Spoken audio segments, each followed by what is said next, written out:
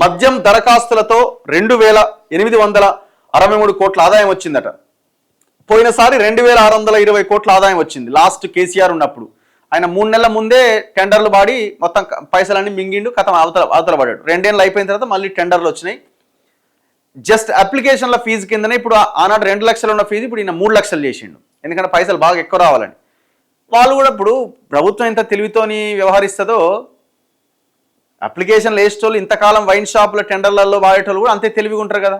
ఏమైంది, మొత్తం సిండికేట్ అయిపోయారు. ఇప్పుడు ఒక దగ్గర 10 వైన్స్లు ఉన్నాయి, ఆ ప్రాంతంలో ఉన్న ఒక 20-30 మంది రెగ్యులర్గా వేస్తుంటారు, వాళ్ళందరూ సిండికేట్ అయిపోయారు.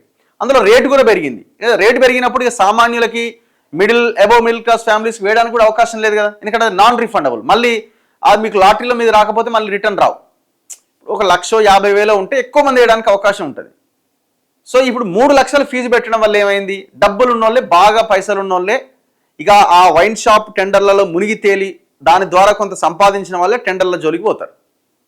ఏం జరిగింది, అక్కడున్న ఏదైతే ఆ 20-30 మంది ఎవరైతే ఉన్నారో వాళ్ళు ఎవరికి వాళ్ళు వేయకుండా మొత్తం సిండికేట్ అయిపోయారు. అక్కడ 10 షాపులు ఉన్నాయి అనుకోండి, 30 మంది 40 మంది ఉన్నారు, మొత్తం వాళ్ళే సిండికేట్ అయిపోయి వాళ్ళే ఒక 20-30 వాళ్ళే వేసారు. ఆ షాపులన్నీ ఎవరికి వస్తాయి, వాళ్ళకే వస్తాయి.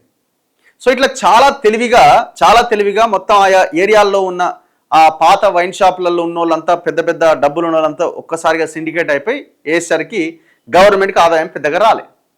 ఆనాడు 2 లక్షలు ఉన్నప్పుడే 2,620 కోట్లు వచ్చింది. ఇప్పుడు ఈయన 3 లక్షలు చేసినా పెద్దగా తేడా ఏం లేదు. ఇప్పుడు 2,863 కోట్లు వచ్చింది. ఎంత తేడా ఉంది, జస్ట్ ఒక 200 కోట్ల తేడా వచ్చింది అంతే. గతంతో పోలిస్తే 218 కోట్లు అదనంగా వచ్చింది. రాష్ట్ర వ్యాప్తంగా 95,436 దరఖాస్తులు వచ్చినాయి. 27వ తేదీన డ్రా ద్వారా వ్యాపారులను ఎంపిక చేస్తారు. డిసెంబర్ 1 నుంచో ఏమో కొత్త షాపులు నడుస్తాయి. మద్యం దుకాణాల కోసం వచ్చే దరఖాస్తుల ద్వారా 3,000 కోట్ల ఆదాయం సాధించాలి అన్న లక్ష్యాన్ని ఎక్సైజ్ శాఖ దాదాపుగా చేరుకున్నది. దరఖాస్తుల గడువు గురువారం ముగియగా రాష్ట్ర వ్యాప్తంగా 95,436 దరఖాస్తులు వచ్చినాయి. వీటి ద్వారా ఎక్సైజ్ శాఖకు 2,863 కోట్ల ఆదాయం వచ్చింది. గతంతో పోలిస్తే 218 కోట్లు అధికం. రాష్ట్ర వ్యాప్తంగా 2,620 మద్యం దుకాణాల కేటాయింపునకు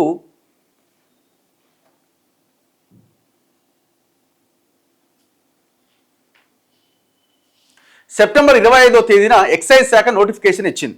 ఆ మరుసటి రోజు నుంచి దరఖాస్తుల స్వీకరణ మొదలుపెట్టింది. క్రితంసారి దాదాపు 1,32,000 దరఖాస్తులు వచ్చినాయి. 2,645 కోట్ల ఆదాయం వచ్చింది. ఈసారి దరఖాస్తుల సంఖ్య తగ్గింది. గతంలో 2 లక్షల ఉన్న దరఖాస్తు రుసుము 3 లక్షలకు పెంచినందున 3,000 కోట్ల ఆదాయం వస్తుందని అంచనా వేసింది. లక్ష్యాన్ని సాధించడానికి ఎక్సైజ్ అధికారులు మద్యం దుకాణాల కోసం దరఖాస్తు చేసుకునేలా విస్తృతంగా ప్రచారం కూడా చేశారు. ఈ నెల 18వ తేదీ అర్ధరాత్రి వరకు 89,344 మంది దరఖాస్తు చేశారు. అయితే అదే రోజు బీసీ బంద్ ఉండడంతో ఎక్కువ మంది దరఖాస్తు చేసుకోలేకపోయారు. దీంతో పలువురు వ్యాపారుల అభ్యర్థన మేరకు గడువును పొడిగించారు. ఇది వ్యాపారులకు ఊరటనిచ్చింది. ఈ నెల 27వ తేదీన డ్రా తీసి వ్యాపారులను ఎంపిక చేయబోతున్నారు. ఇక ఇది ఏ జిల్లాలో ఎన్ని వచ్చినాయి అన్నది ఇక లెక్క కనబడుతున్నది. శంషాబాద్ డివిజన్లో దాదాపుగా 8,502 అప్లికేషన్లు వచ్చినాయట.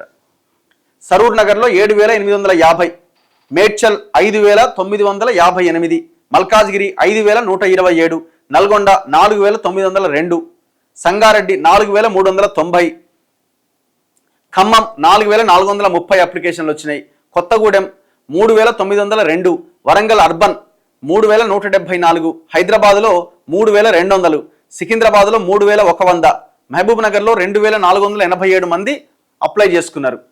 ఇక తక్కువ అంటే కొమ్రమ్మి ఆసిఫాబాద్లో కేవలం 667 మందే దరఖాస్తు చేసుకున్నారు.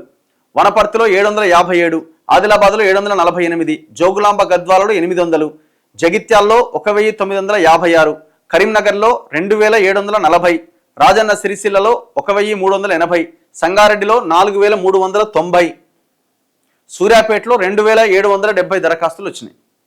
సో ఇట్లా ఒక్కొక్క జిల్లాలో ఒక్కొక్క రకంగా రావడం జరిగింది.